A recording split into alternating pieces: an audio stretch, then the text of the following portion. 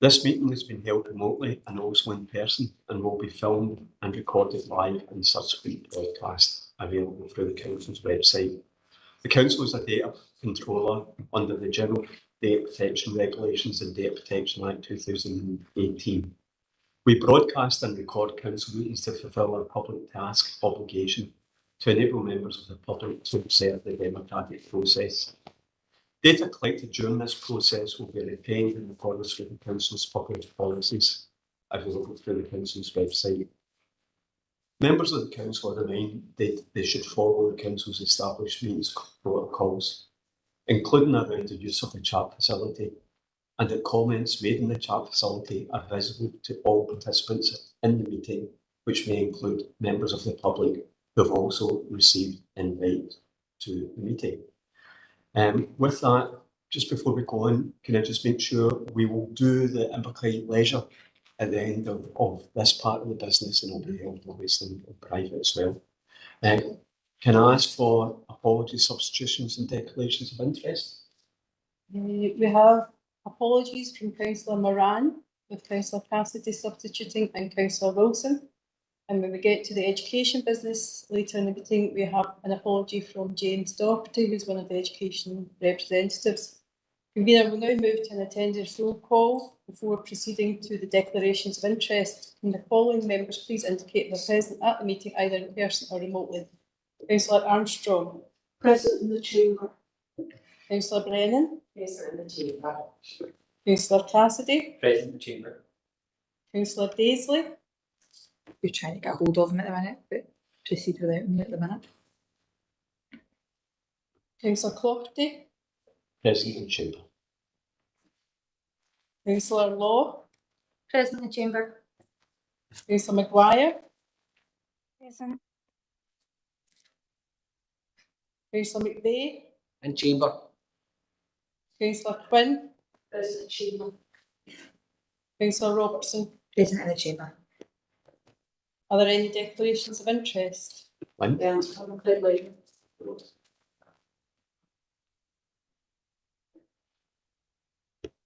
And Diane is myself as a board member in Inverclyde Leisure, and also there's a part for the Wellington allotments, and I've got a Wellington allotment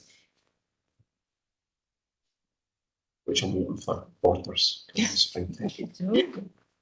Thursday. I'm registered as a volunteer for the Clay Museum. Okay. Anyone else? Can't see anyone in the chat. Okay. Thank you. Can we move along to agenda item number 2, which is the revenue budget report 2023-2024 at 31st of October. Ian? Thanks, Navina. So this is a revenue budget report for period 7. This is up to the end of October 23. The current community's revenue budget is 5.892 million. And the latest projection is an underspend of 210,000, and that's an increase in expenditure of 8,000 since the last committee. 157,000 of the projected underspend relates to Inverclyde Leisure's utility bills, an over provision in their budget, and that will be returned to the inflation contingency in 24-25. Previously we had reported that would be returned in this financial year, but that's now not the case, so it won't be returned until 24-25. So the committee's been allowed to report this to the final outturn. So section 3.3 of the report lists the main variances responsible for the projected underspend. And then section 3.4 and appendix 4 gives you details of the earmarked reserves. And year-to-date expenditure is currently zero, the same as planned. And it should also be noted that the November Policy and Resources Committee approved a write-back of 400,000 to general reserves from the earmarked reserve that we had for Inverclyde Leisure contingency. There's one environment being requested this cycle, and that's noted in section 3.5. I'm asking for environment from school lets income to employee costs, so we're using some of the over recovery in school lets income to fund the overtime that's got to be worked for the letting officers, and as I say, that's 31,000. So committee are asked to note the projected underspend of 210,000 at period 7 up to the end of October, and committee are also asked to note that 157,000 of that projected underspend relates to Inverclyde Leisure's utility bills. And finally, committee are asked to approve the environment of 31,000 as detailed in paragraph 3.5 and appendix 5, and I'm happy to take any questions. Thank you. I'll open up to questions. Can't see anything online and can't see anything in the room. Can we agree the paper and the environment at 2.3? Thank you. Thanks. Can we move? Thanks, Steve. Can we move to agenda item number 3, which is the Communities Capital Programme and progress on asset-related items? Hugh, you're going to start us on this? Afternoon, everybody. Convener, the community's capital budget is 3.6 total spend. The committee is projecting to spend 1.76 in 23-24 with a slippage, net slippage of 0.200,000. That was included within your appendix within the papers. Just to give you an update on some of the progress of the work that's continue, you'll see under the community capital projects, there's a documentation on 3.6 and the waterfront floor is now completed.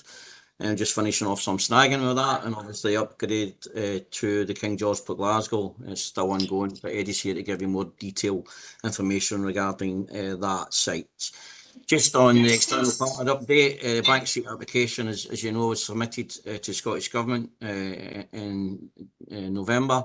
I've written to the Scottish Government asking for confirmation if that's going to be funded. We're still waiting for a reply on that. Partly branching out in Port Glasgow is on target for completion in spring. No concerns with that. Second part of the report is on the asset transfer working group, and you'll see within my report there's a number of engagements going on with a number of projects across Inverclyde. Happy to get any questions on the report, Convener. Eddie, is there anything you want to add just now? Nothing at the moment, Convener. The report's got the update. I mean, there's some critical stages in King George happening just now, including the underfloor heating and the windows, but everything's in the report. Okay, thanks, Eddie and Hugh. Questions? Lynn? Yeah, thanks. Thanks for the report. It's really useful. So I've just got a question under 3.10, which is asset transfer. I think I'd asked a question on this before. It's just an area that I'm particularly interested in terms of sort of community empowerment. So it's really great to see, you know, the applications coming in and the work being done there. So it's really good to see sight of those, and that's really useful. I'm just wondering if, you know, now that the new process has been in place, will there be a time for us to get a specific report on how we're actually doing with these asset transfers compared to maybe other local authorities? So it would be really good to see, you know, I can see that the process does take some time and there are frustrations because of those timeframes, but it would be really good to see how we are faring compared to other local authorities. Are they having the same barriers, or is there a specific ones for the area, whether it's community development that we maybe need to help our community groups navigate it a bit better, or whatever? It's just to see if there will be a future report details some of that information. Thanks. Hugh, do you want to take that? Yeah, thanks, Convener. Thanks for your question, Councillor Quinn. Yes, we do a full report back to Scottish Government on asset transfers at the end of each financial year. And we're hoping to bring another report back later on in the year, but we can look at the comparisons with other local authorities as per your question. Quite happy to do that. Okay. Great, thanks. Tommy? Yeah, thanks, Convener. Just following on from Councillor Quinn's point there, I was quite surprised when I seen Kilbeac and this, because I know Roy, many other councillors often retired. Many times we've discussed this, and we're now kind of 2 years on into more or less into another council. And I'm just wondering, at Audit Committee, we have an analysis of the missed deadlines report where you'll have the initial, when the initial project was started, and then we look at it and we get a closing date. And if the closing date is not met, then we're given an update as to why it's not met. And I think there needs to be a wee bit more focus on these, because they seem to drift for a long time, and that was part of when Ronnie brought it in about the new process, having a single point of contact for some of these groups, because they're the best of all in the world, we're volunteers. So I would like to see maybe more detail on here, so that committee can understand if there's delays, or if we're given a time scale, so we can understand why they seem to be dragging on and on, because that one's been going on for, and I know it wasn't more straightforward because it was a sublet, but I would like to have a lot more detail and maybe some closing dates and whatever else, and updates as to why we're not progressing that. Yeah, thank you. Well, do I bring Tony in first of all, Tony? Thanks, Convener. Yeah, the timescale for formal asset transfer is a response in 6 months. We don't actually have a target date for dealing with leases or anything like this, so we don't have a timescale or a target because it's so fluid, and often a lot of the time it's a discussion between, which is preferable between the between officers and the community groups themselves.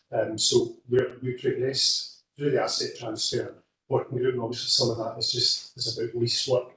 It's a constant state of engagement, but the one time scale we are kept to is the formal asset transfer request, and we've actually only got one of those at the moment, and that's from the Walled Garden and Gourock. So I'm not sure how I could, at this point, I wouldn't be able to tell you what's overdue, because we don't actually have the time scale to get things resolved because we're working with them. Well, that's my point. How long, when did it become overdue? Because I detect a degree of frustration within the community that these things are taking longer than perhaps they should, and as officers, I wouldn't expect to hold you to a specific date, but I understand that if somebody comes and says to you, we want to do a asset transfer, you guys would do your due diligence and say estimated closing date a year and a half, 2 years, because at the moment we get a few lines on each, and I just think we should have more focus on it and to assist these respective groups to do what they want to do and get their asset transferred, whatever that may be. I suppose I've got sympathy with Tommy, because obviously what he's saying is we've put something in the official paper here, and as part of our scrutiny thing, Tommy's saying, well, okay, so the councillor is saying, right, okay, when was the start date of that? What are we doing? If it's important enough to put it in the paper, then it's important enough to have start dates, end dates, or progress on it. So I suppose when we're actually doing the asset transfers, we're putting this on. I suppose the lease is different from an actual asset transfer. A lease is just formalising an agreement we've got with either a community organisation or a voluntary group. So the question is probably right as well, because how long does this stay on the paper for, or does it stay on until we think, well, it's not part of the asset transfer, so we just drop it off at an office level itself? So it'd be good to talk about it to see if there's something we could do more formally to recognise the issue, to allow members that proper role of scrutiny. And it might be that you separate asset transfers to ongoing lease queries that we've got within the council and where we are with them. I don't know if that's... But I think that very much the same, because leases can drag on and on as well, and again, there's the same degree of frustration. And I'm not going to hold anybody to a strict deadline, but I think if there's issues, and there can be issues legally, then let the committee understand why these things are running on. That's all I'm asking. Okay. Can I maybe come in on that one? Yes, certainly. Just on the back, thanks very much, Councillor McGrath, for your question. I think just on that specific one is that there's two things going on here. You're right, there was a discussion around a formal transfer. And at the moment, I feel that our understanding of that's not been going forward with the group, and it is now about the lease and the agreement around the lease, and our legal team are working with the group on that. So you're right, there is two separate things. There's either continue as a lease or they go for a transfer, and as Tony's explained, the 6 months is our deadline if it's a formal asset transfer request that we need to meet If not, we need to come back and tell you why we're not meeting that. So we haven't had a formal request for this. We've had the discussions internally with the organisation around how to take it forward. But at the moment, we understand that it's not an asset transfer and it will be continued as a lease. But Eddie might be able to come in with more information around that. I'll ask Ruth to comment. Yeah, I was just about to come in. Yeah, we can bring something back with more dates and timelines. I think is what you're basically requesting is when the process started. If we're in the pre-process, it could be informal engagement, and certainly with things like formal engagement when that started, would be exactly the finish date to be. Yeah, and if there's any reasons why it's been delayed within obviously what you can see at that committee. Can I bring Elizabeth in first before bringing them back? Thanks. I'm chipping in on this as well, if that's okay, because I'm just bearing in mind the way the conversation is going there, and we're seeing there's been lots and lots of discussion, but it's not a formal asset transfer request. What is the point at which it becomes ceasing to be discussions and starts to be a formal asset transfer request? Because that might actually just help in terms of pinpointing a kind of a ticking clock starts at this point. I don't know if that is helpful. Well, I mean,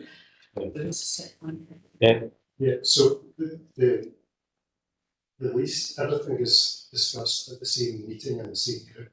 So it may not, it could be a lease, it could be an asset transfer request, and one doesn't necessarily lead to another.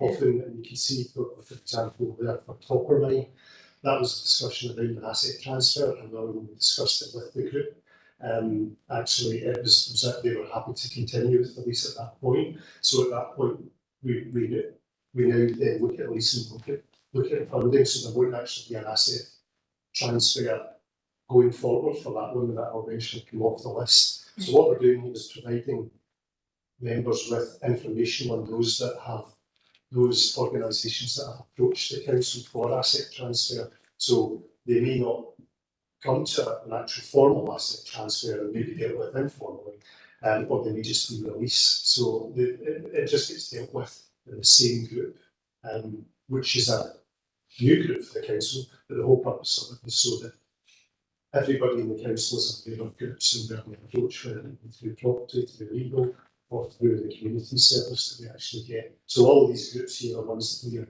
in discussion with around the leases or potential asset transfer. Okay, I've got Natasha online waiting to come in, but Lynn, is this on the same basis of this? Yeah. I'll bring you in first on the same basis of this then.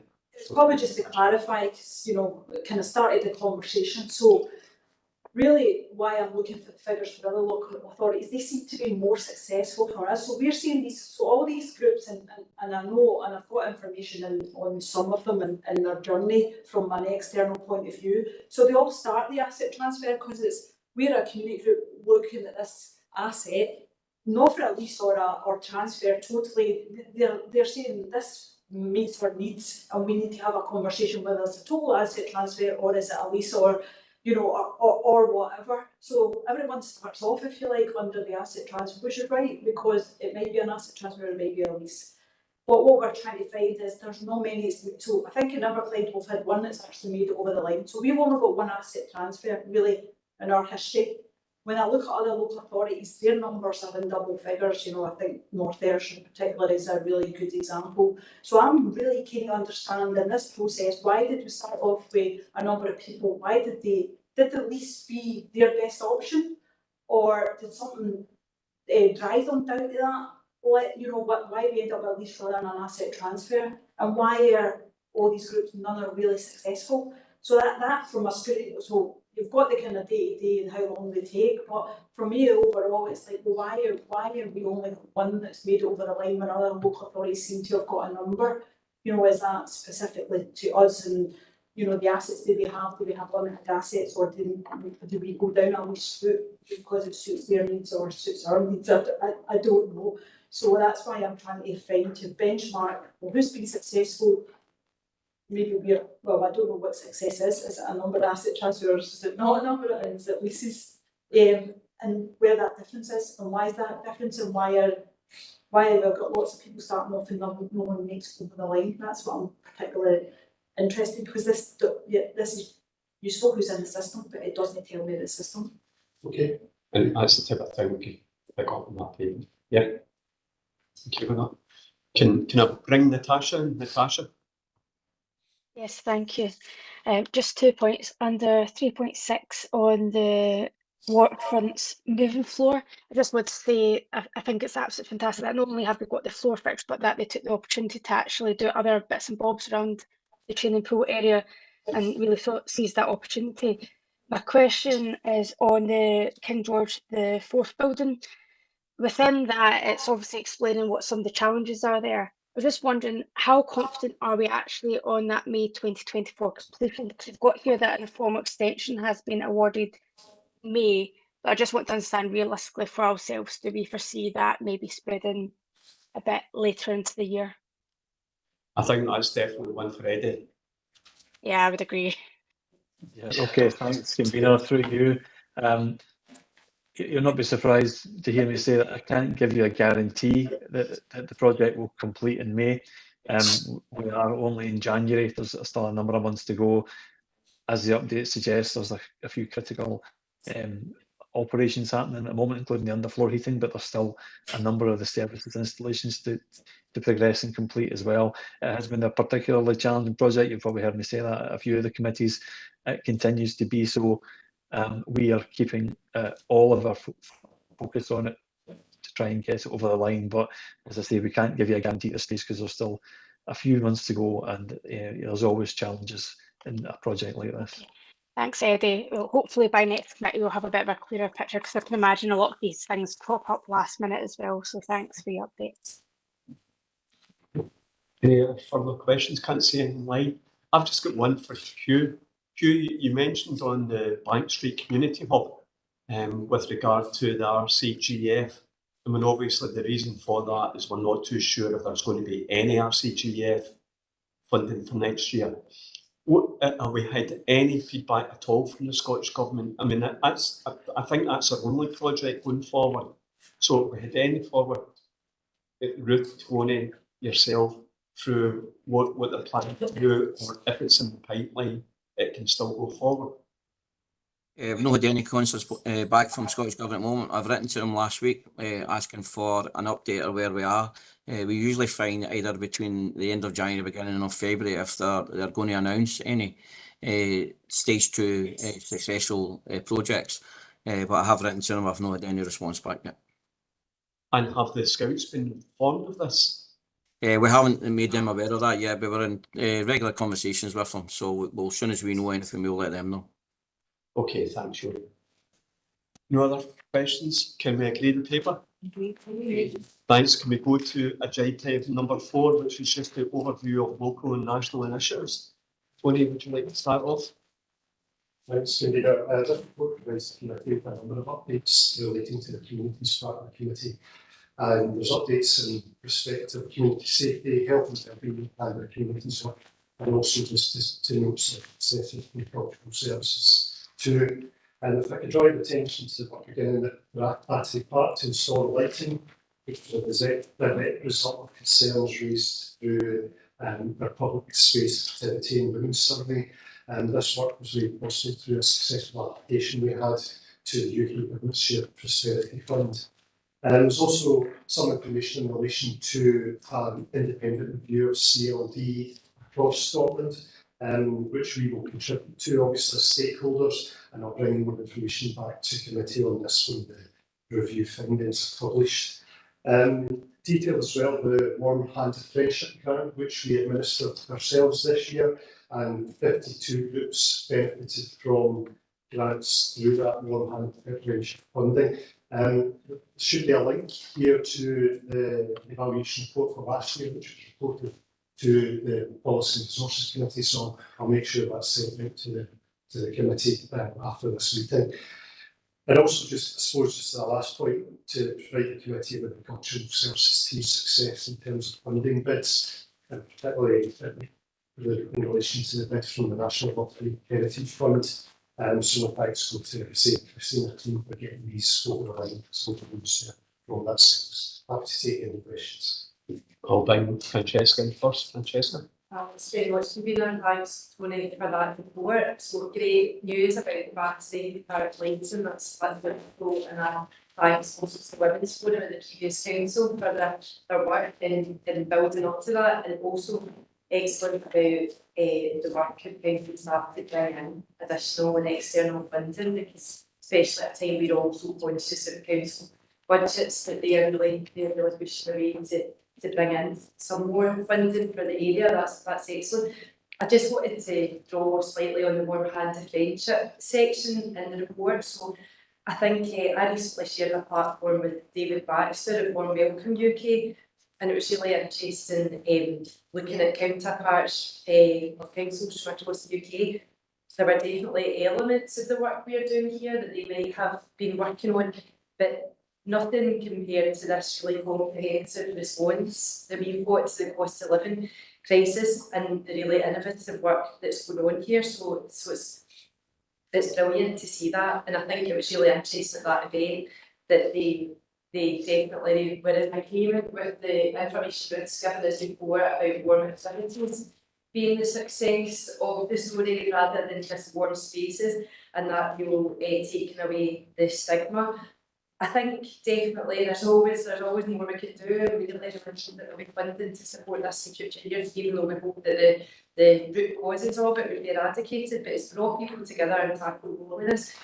I think one thing I'd still love to see, so many of the activities are during the day, and we're relying on what groups are applying for, but it would be great to see something that moved towards kind of regular warm dinners in the early evening. And look at that would appeal to families doing that after school section, because I know so many of the activities are understandably during the day when people can get volunteers. But yeah, just a thanks to officers for putting that all in place. Thank you. Okay, thanks, Francesca. Can I bring in Elizabeth, and then I'll go to Natasha and Shah. Thanks, Convener. So first of all, just in terms of our cultural services, a huge congratulations for all the successes. It just shows how the ideas are thriving, the kind of the boxes being thought outside of and all that kind of thing. So it's phenomenal to see the success that they're having in terms of bringing resource into the area. When we get additional resource, it means that we've got the ideas to absolutely back it up. So massive congratulations to the team. Can I just double check in terms of Battery Park? Right, this is me having to admit that I've not been down to the Battery Park for a while. It's obviously seeing the things, the lighting comes are expected to be delivered early in the new year. Obviously, there's a delay from the report being written to where we are today. Just want to double check if that's okay, and that's purely me not being down to the Battery Park. And the second question I've got is a CLD question. When we met as an Alliance Board in December, there was a chat about the CLD inspection, and it seems as a bit of a setback from what we were told then. Just double checking that if that's still the case, if we have kind of had a wee bit of a delay or the timescales have slipped a wee bit, and also just to check that it's CLD in Inverclyde rather than our CLD service that's been inspected, if that's okay. Can I? Eddie with the lights at the park first, and then I'll put Tony on to the second question. Eddie. Yeah, thank you, Convener. Unfortunately, I don't have an update on that because I, like you, Councillor, have not been down to Battery Park, so but I can take an update from officers and get something back to you. But honestly, I don't have an update. Can I maybe give an update? I've got an update if that helps, Convener. Yes, by all means, sure. Yeah, they've done all the groundworks at the moment, and they're hoping for the 35 lampposts to be up, installed within the next month or two. But they hope for the whole job will finish by the 31st of March. Okay. So we've got an end date of the 31st of March. Okay. Okay. Tony's second part of the question. Yeah, in terms of the CLD, that's a national view of the CLD partnership and the work of CLD rather than our CLD service on its own. So we've got all the detail that we've got on it is here. We've also still got a visit to each authority from Education Scotland, which we still don't have a date for yet, and that will look at our CLD offer locally.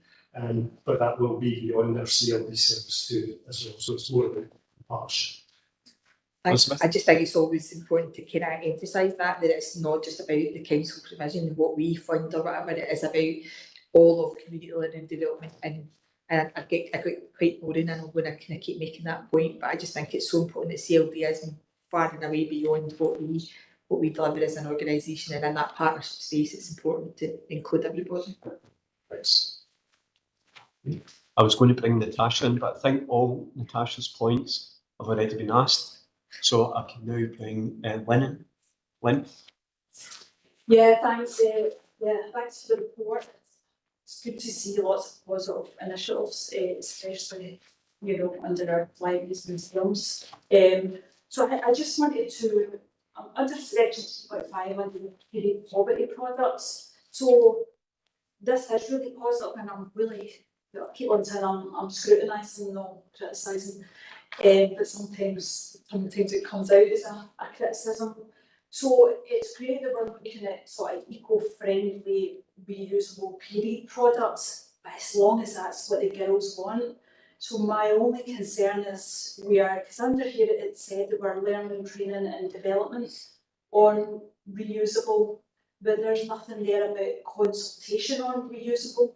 So I know under reusable period products it relies on someone there being able to wash them, and there are certain restrictions around reusable, and that has to be a choice, so my concern would be great that we encourage that as long as that's the choice of those that are accessing them, and that's just my nervousness around that. I think we have to be realistic, and it's about producing products that we want to use and not being pushed down a certain way. If you don't choose reusable, then you're suffering and not having access to a wide range of what suits you in your own personal circumstance. Okay. Thanks. I've got Ruth nodding at my side, so I'll let Ruth come in first of all. Yeah, absolutely, I do agree, Councillor Quinn. And when we first started this journey, there was no appetite for reusable products from our consultation with the young people. That has changed. I think education about the types of products and the young people themselves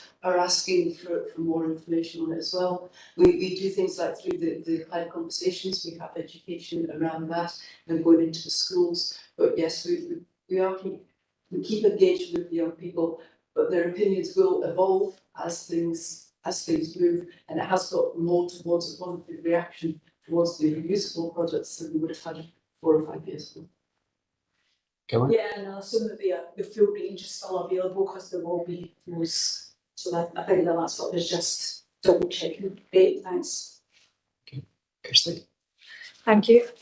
Just a quick question on section 3.1, the fire skills course. Says there's 10 young people in Port Glasgow has been selected, but I just wondered what was the selection process for those young people? Yeah, I think you could come in and I just to emphasise that it's the fire service that runs the course and not us, but Hugh, could you come in on how these young people were selected? For yourself, Convener, we've worked with both schools to identify any young person who's been deemed to have any antisocial behaviour within the area of living in Port Glasgow, especially around the Clune Park area. And fire services have got quite a strict criteria for some of the young people, but it's also about learning for them. So it's not just about the antisocial behaviour, it's how they can learn from that. And both head teachers and my team have been working together with the fire service to identify young people, which we have now got for the course starting in March. Thank you, that's the answer I was looking for. Thanks. Thanks. Have we got any other questions? No other questions? Can we agree the report? Okay. Can we move to item number 5, which is management rules for museum and libraries and Clyde? I know Emma here. Is it Emma's going to take us through this? Emma. Yes, thank you, Convener. Yes, this report relates to the proposed management rules for libraries and museums in Inverclyde, and the purpose of this report is to update the committee on the outcome of the statutory consultation process. These rules were discussed at the last meeting of this committee on the 7th of November 2023, and at that meeting the committee decided to approve the draft management rules and to authorise the commencement of the statutory consultation procedure. So that was carried out for 1 month from the 10th of November until the 10th of December 2023. And at the end of that process, no objections or representations were received. So accordingly, the management rules can now be made, and the recommendation of this report is for the committee to approve the rules and remit the matter to the next meeting of the Inverclyde Council in order that these can formally be made. And I'm happy to take any questions. Thank you, Emma. Any questions? Can't see anything online, nothing here. Can we agree the recommendations? Agreed. Thank you. Can we move to item number 6, which is just wrapping up on the outstanding remits? Tony, are you going to take this first? I won't spend too much time on this. I've probably talked for longer than the report length itself. So it's just to bring the committee up to date with some of the outstanding agreements in relation to the gym access number 16's Broomhill pitch, which was a quite a long-standing agreement, and also it's fair to say that that's just really showing the impact of the refurbishment of Robertson Activity Centre. Happy to take any questions. Okay, thanks, Tony. I'm looking for any questions. Can't see anything in the hall, and I can't see anything online. Can we vote the paper? Thank you. And with that, can we now move into private session to discuss under legislation?